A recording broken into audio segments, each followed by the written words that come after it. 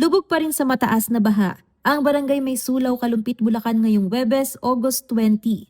Sa drone shot na ibinahagi ng residenteng si Jeffrey Parole, makikita ang halos lubog na ang unang palapag ng mga bahay.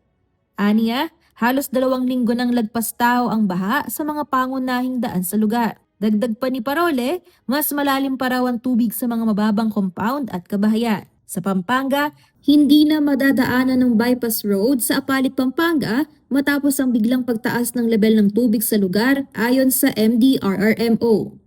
Pinapayuhan ng mga motorista na huwag nang tangkaing dumaan dito para sa kanilang kaligtasan. Samantala, hinihikayat ang mga residente sa mabababang lugar ng Tabuyok, Kapalangan, Kansinala, Sulipan, San Juan, San Vicente at Sukad na magsagawa ng preemptive evacuation at lumikas agad kung kinakailangan.